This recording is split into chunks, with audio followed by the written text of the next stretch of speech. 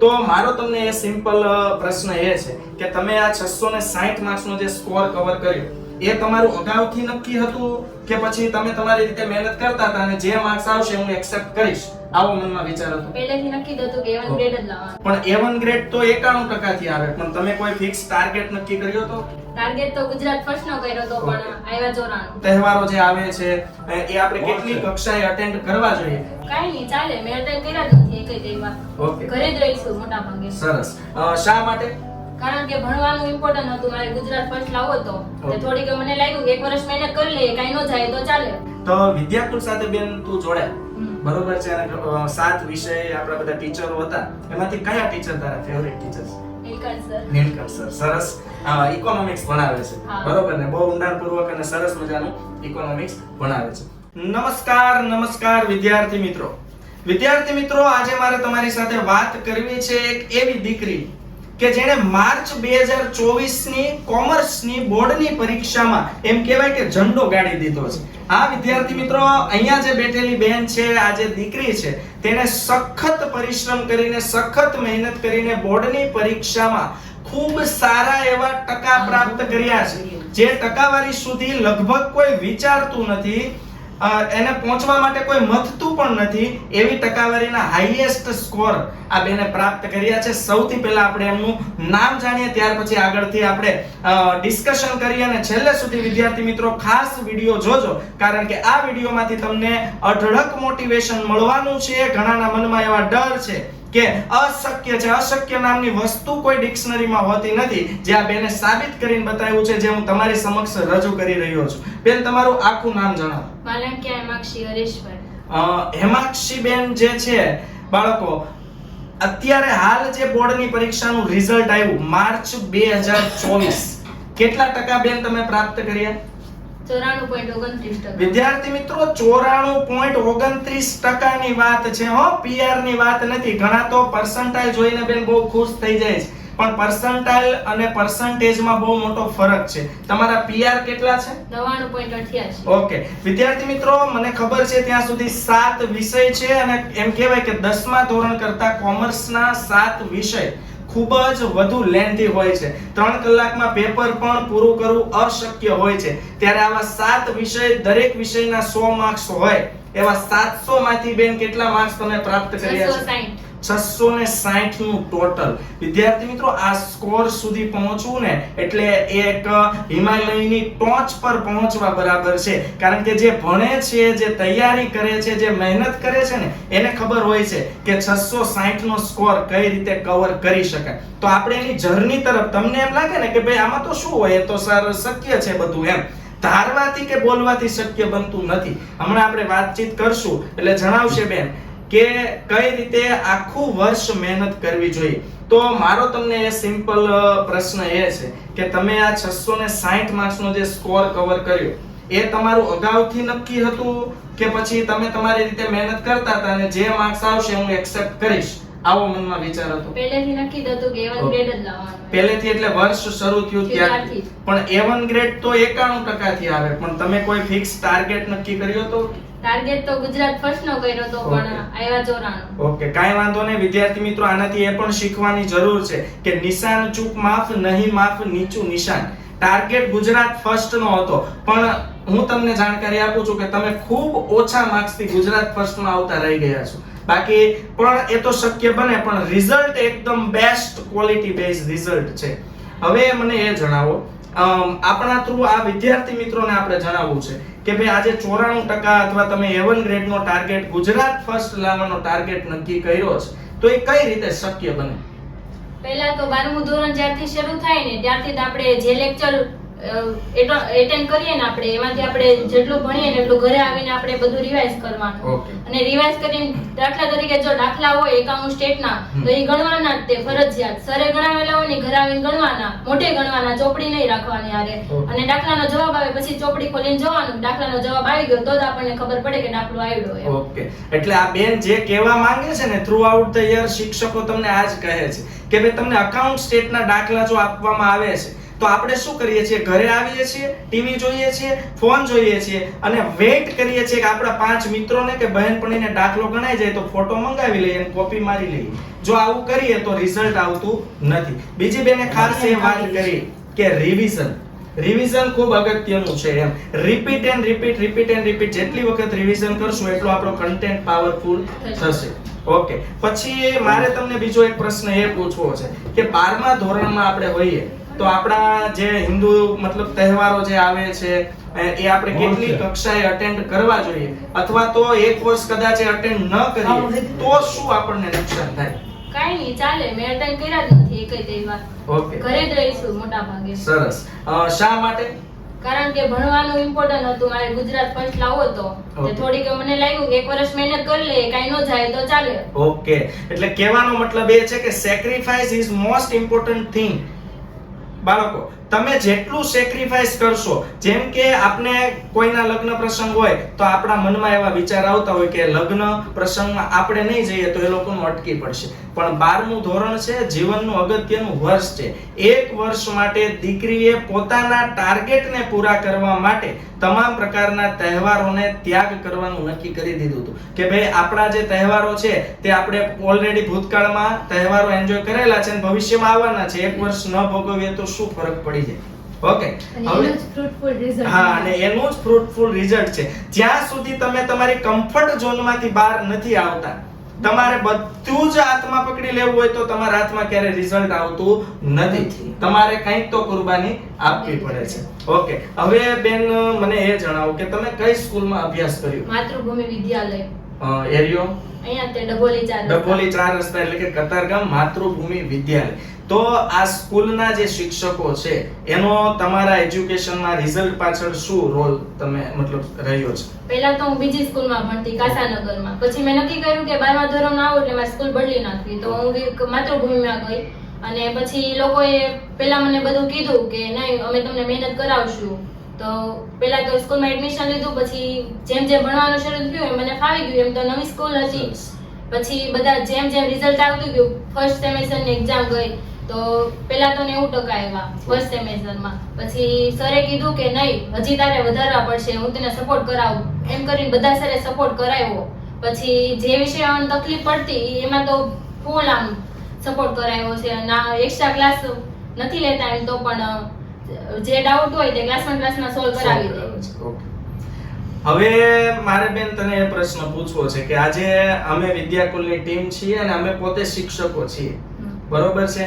તો તમારી બોર્ડની પરીક્ષામાં જ્યારે તમારે ખાસ તૈયારીની જરૂર હતી ત્યારે અમારી ટીમનો તમને શું સપોર્ટ રહ્યો છે?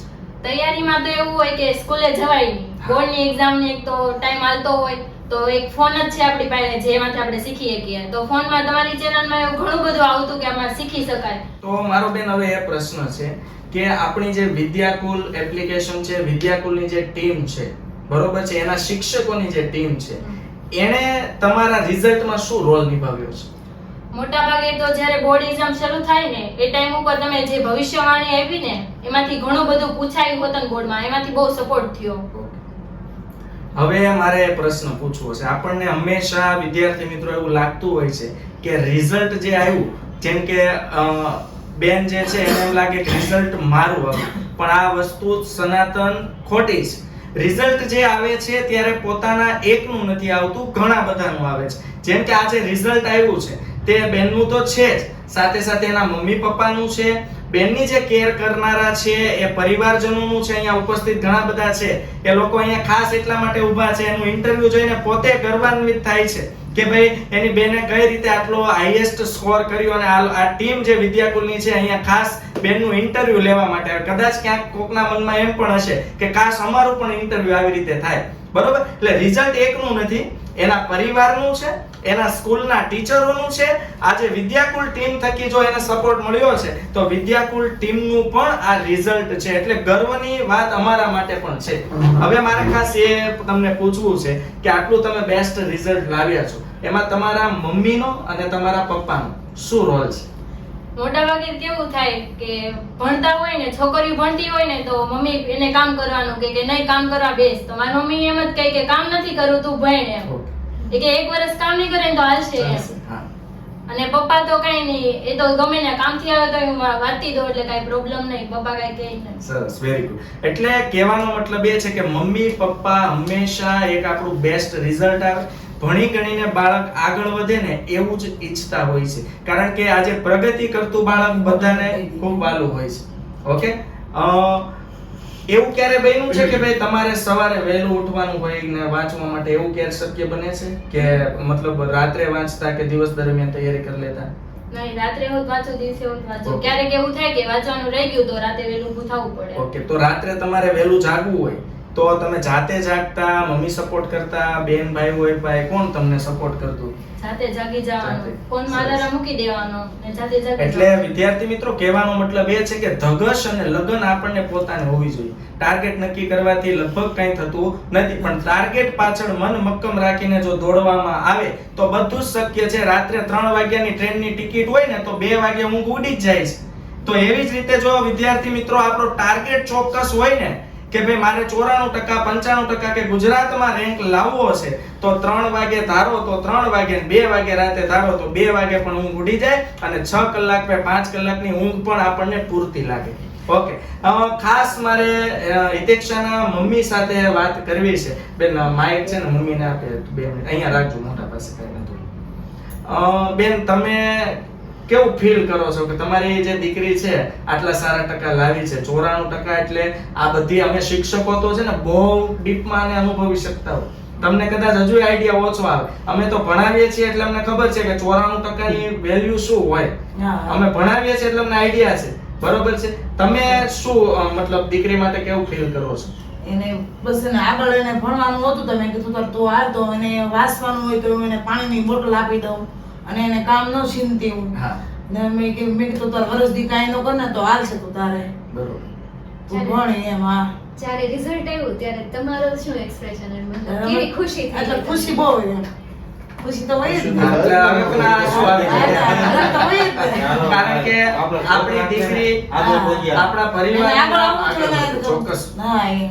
10નું શું રિઝલ્ટ હતું તારું? 10માં તો એટલું હતું 84%. 84%. એટલે બહુ સારું કવર કર્યું કહેવાય, કારણ કે 84 માંથી 10% આગળ મહેનત બહુ કરતી. મહેનત અમારે રાત દિવસ મહેનત તો પછી એને ભણીને આગળ જ આવવું હતું, બરોબર. તો મેં કીધું તો એને પછી પાણીની બોટલ દઈ દઉં, પછી એને જમવાનું દઈ દઉં અને એને કોઈ વસ્તુ કામ નહીં કરવાનું. એને વરસ દી એમ. સરસ. તમારું શું સપનું છે કે તમારી દીકરી શું બને? બસ એ આગળ આવે એટલું.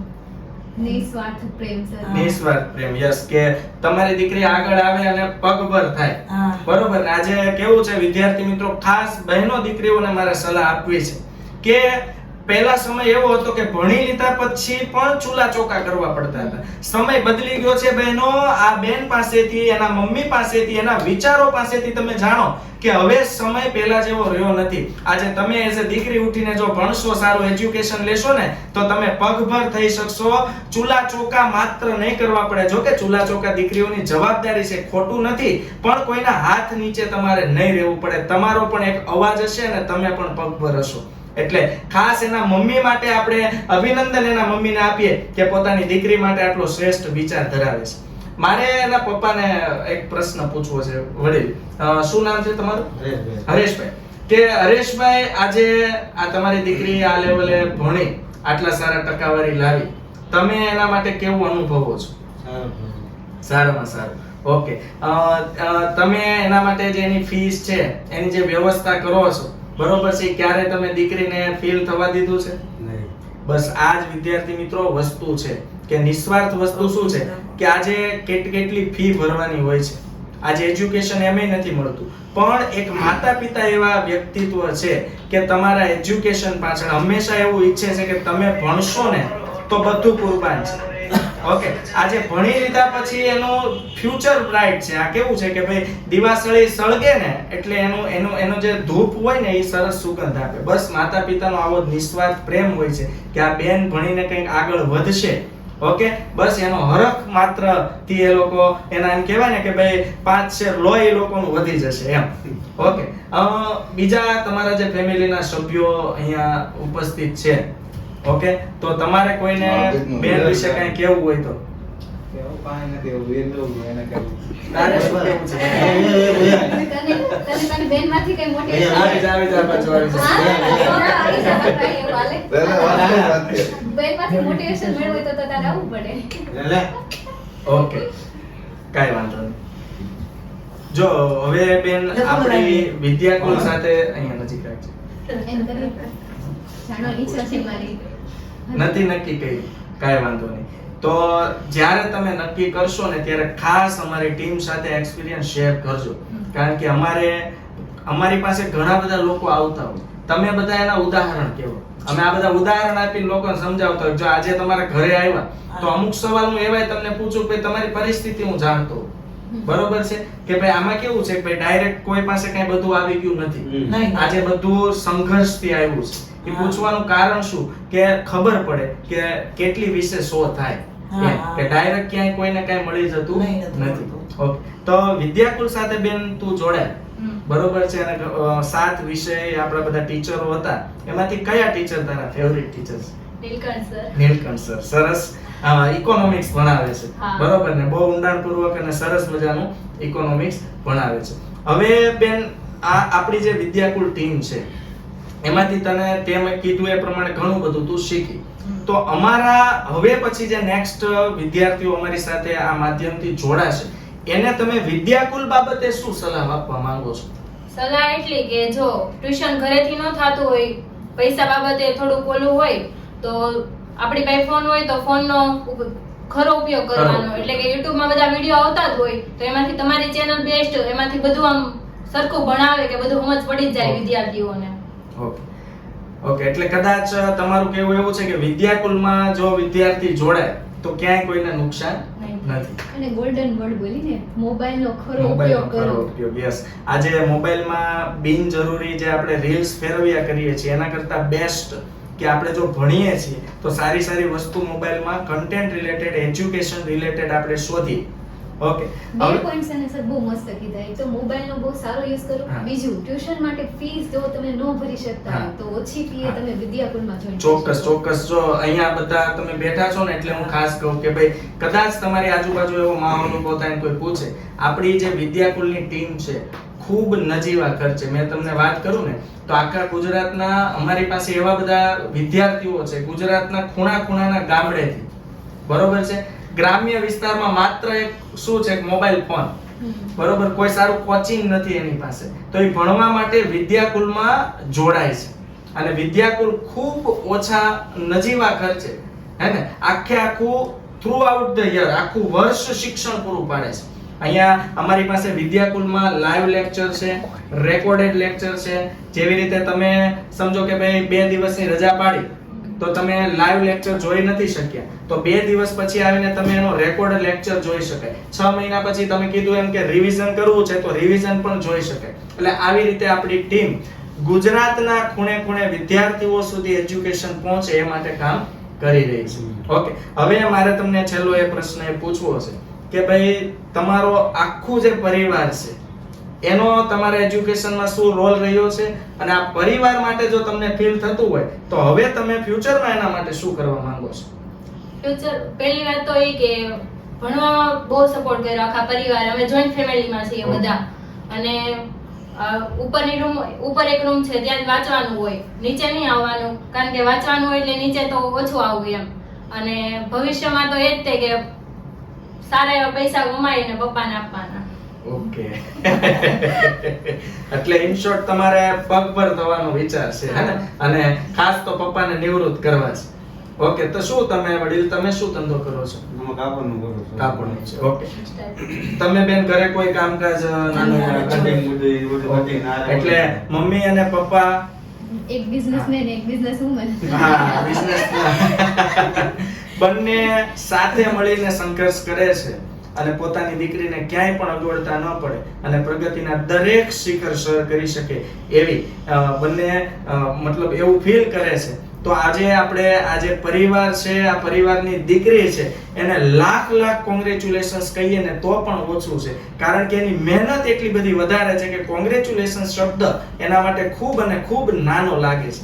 તો આપણે દીકરીને એવી શુભકામના પાઠવીએ કે આ દીકરી પોતાના પરિવારના સપોર્ટથી, પોતાના આવનારા કોલેજના શિક્ષકો કે પ્રોફેસરના સપોર્ટથી, જ્યાં જરૂર પડે ત્યાં વિદ્યાકુલની ટીમ, વિદ્યાકુલના શિક્ષકો પાસેથી તમે ભલે ભણી ગયા છો, પણ અમારી ટીમ હર હંમેશ તમારી સાથે છે. ક્યારેક કોઈ કરિયર ગાઈડન્સની જરૂર પડે, ક્યાંય અટવાઈ જાવ તો પણ અમારી પાસેથી તમને સલાહ મળશે અને જીવનના પ્રગતિના દરેક શિખર બેન તમે સર કરો એવી શુભેચ્છા તમને પાઠવું છું. Thank you sir.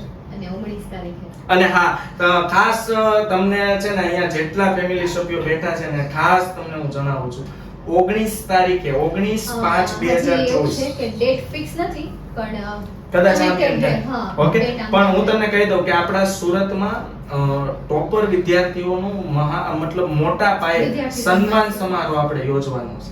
એમાં તમારા જેવા હોનહાર મહેનતુ વિદ્યાર્થીઓને આપણે સન્માનિત કરવાના છે. અને એ ઇવેન્ટ અલગ અલગ સિટીમાં હોય છે દર વર્ષે. આ વર્ષે વિદ્યાકુલે આ ઇવેન્ટ અહીંયા રાખેલી છે સુરતમાં, અને આપણે અહીંયા સુરતમાં જ રહીએ છીએ.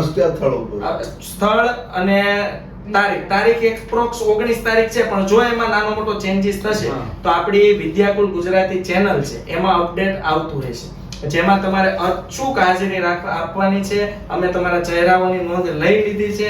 તમે ત્યાં આવશો તો અમને ખૂબ અને ખૂબ આનંદની લાગણી થશે અને આખો પરિવાર અહીંયા જેટલા ઉપસ્થિત છે એ બધા ત્યાં હાજર થશું. સ્ટેજ પર બોલાવીને આપણે આ દીકરીનું સન્માન કરવું છે, કારણ કે ખરેખર સન્માનને લાયક છે.